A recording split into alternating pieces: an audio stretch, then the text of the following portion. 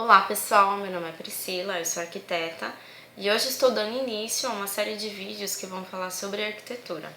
O assunto que eu resolvi abordar logo de primeira é sobre acessibilidade. Como tornar a sua casa acessível. Eu resolvi falar sobre esse assunto porque infelizmente hoje nós temos um número crescente de acidentes de trânsito e de pessoas que acabam se tornando cadeirantes, né? Inclusive pelo resto da vida. E essas famílias precisam adaptar as casas para que essas pessoas tenham maior conforto e consigam ter independência, né, depois da recuperação. Então, já de início, eu quero falar para você que é dono de uma residência em que tem uma pessoa que é cadeirante ou que nasceu com portador de deficiência, ou que sofreu um acidente, ou que teve um derrame, por exemplo, e se tornou cadeirante, que quando você vai adaptar uma casa, não adianta apenas adaptar o sanitário, né, e o box. O ideal é adaptar a casa inteira, desde a sua entrada até o box, para que essa pessoa tenha independência e, de acordo com a sua recuperação, ela consiga se virar sozinha, tá bom? Então eu vou começar falando sobre as rampas. Infelizmente, hoje as prefeituras não colocam a circulação das calçadas com rampas. Todos sabem que as calçadas são responsabilidade dos proprietários, né?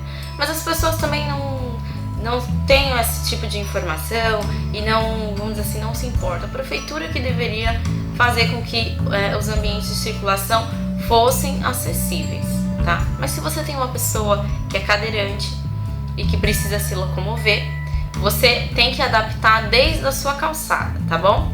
Então a rampa de acesso, desde a calçada até o interior, ela tem que ter a partir, né, de 2%, por exemplo, até no máximo 8,33% de inclinação.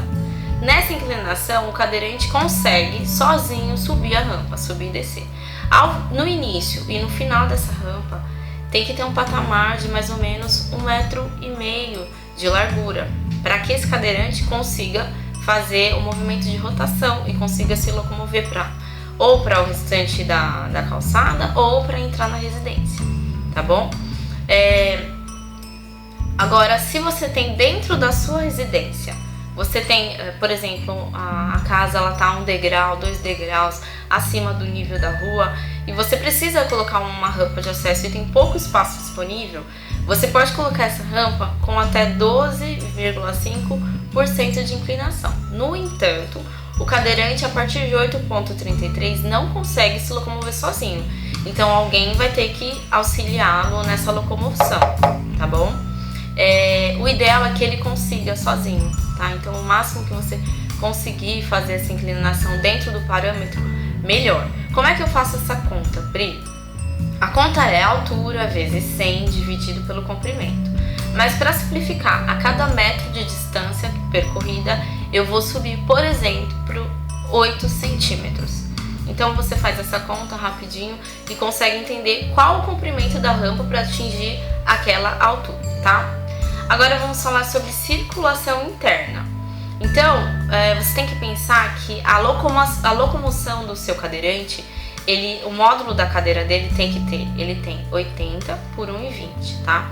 Então a circulação, tanto os corredores como entre os móveis, tem que ter no mínimo 90 centímetros. Então, por exemplo, laterais de cama, frente de camas, tá? Para que ele possa fazer a transferência, para que ele possa se locomover, tá bom?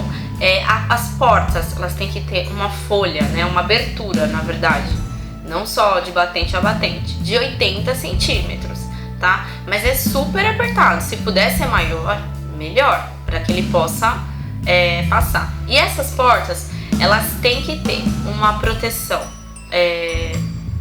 ao final delas, né? Na altura de 40 centímetros, geralmente é um revestimento metálico, para que quando o cadeirante ele for entrar nesse ambiente, ele vai bater a frente da roda, a frente da cadeira, ele vai bater nessa porta para não danificá-la, ok?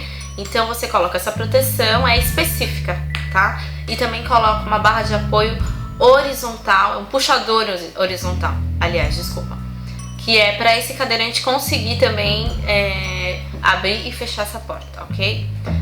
Nas saídas de corredor e entradas de corredor, por exemplo, eu tenho um corredor e no final desse corredor eu tenho a entrada do banheiro, a entrada dos quartos. Eu tenho que ter esse corredor uma largura de 1,20 por 1,20 no mínimo, ou 1,20 por 1,50, que seria o ideal, porque ele vai conseguir fazer uma manobra de 180 graus, tá?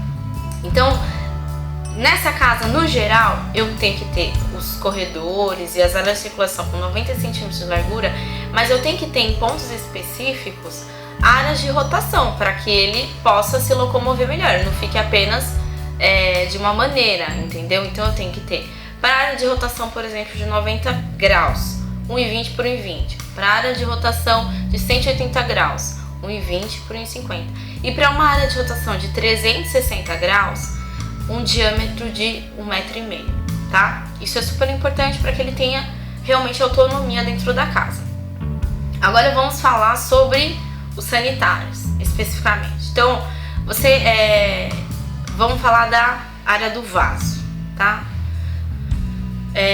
Primeiro, o seu vaso ele tem que estar, se ele está no bico, se ele está próximo ao canto da parede, ele tem que estar o eixo dele tem que estar a 40 centímetros da parede, tá? Eu vou ter uma barra de apoio no fundo e uma barra de apoio na lateral. Se eu não tenho esse bico, por exemplo, se o vaso está no meio do banheiro, eu tenho que ter uma barra de apoio lateral, mas ela não vai ser engaçada na parede, ela vai ser engaçada apoiada no piso, tá? Essas duas barras têm que ter mais ou menos 80 centímetros de largura e uma altura de colocação de 75 centímetros, tá bom? Ao lado do vaso, você tem que pensar que a pessoa vai fazer a transferência. Então, essas barras de apoio é exatamente para a pessoa poder fazer a transferência. Então, você tem que pensar de início se ela é destra, se ela é canhota, aonde ela vai ter mais força de apoio e também a localização do seu vaso, exatamente para você poder colocar essas barras de apoio, tá? E você tem que pensar na área de transferência, considerando o mesmo módulo. Então, o módulo de 1,20 por 80. Eu posso considerar a área de transferência de lateral em 40 centímetros ou frontal ao vaso, tá bom? Lembrando que a bacia ela tem que ser adaptada, tá? Tem que ser uma bacia específica para o cadeirante, porque ela é mais forte, porque ela tem uma altura certa, tá bom? Agora vamos falar do box. Então, no box eu tenho que ter, primeiro, tem que pensar que eu vou ter também essa área de transferência ao lado do box. Então, por exemplo, se eu tiver um banheiro retangular, aí eu coloco a pia logo em uma lateral, a bacia no meio e o box no canto, eu posso ter a mesma área de transferência tanto para a bacia como para o box, tá? Que é vamos dizer assim, em banheiros reduzidos, tá bom?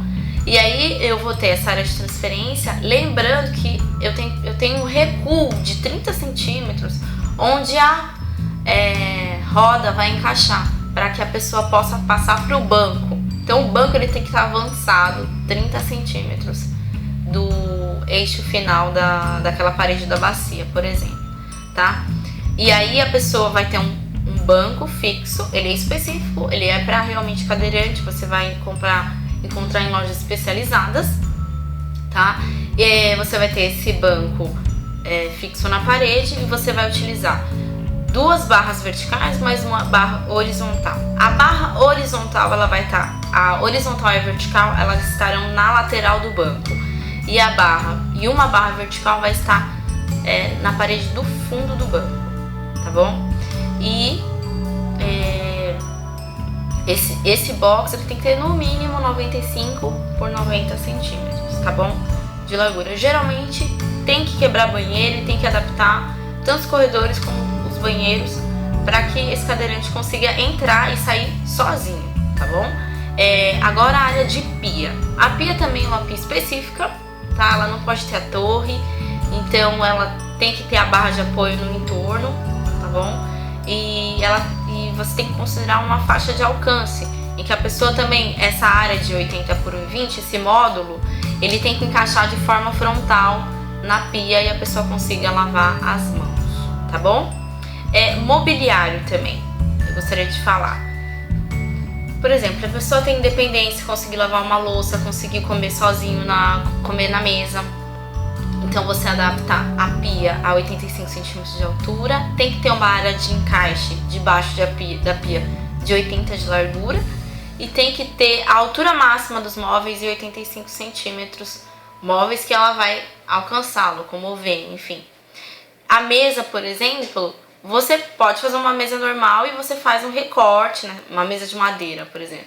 Faz um recorte rebaixando essa mesa de 75 a 85 centímetros de altura, dependendo da altura do seu cadeirante, tá bom?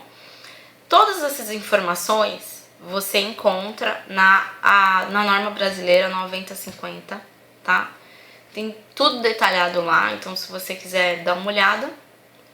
E também para quem está estudando e está vendo esse vídeo, tem um livro muito legal que chama Dimensionamento Humano para Espaços Interiores, que também tem várias referências. Bom, é isso, gente. Eu espero que vocês tenham gostado. O vídeo é bem longo, né? Espero que vocês tenham gostado. Se vocês tiverem alguma dúvida, alguma sugestão, comentem no vídeo abaixo, tá bom? Nos comentários abaixo. E entrem na minha página também se tiverem alguma dúvida ou quiserem me contatar. Entrem na minha página do Facebook, Priscila Borges Arquitetura Interiores, tá? Ou mandem um e-mail no priscilaborges07@yahoo.com.br. Até mais!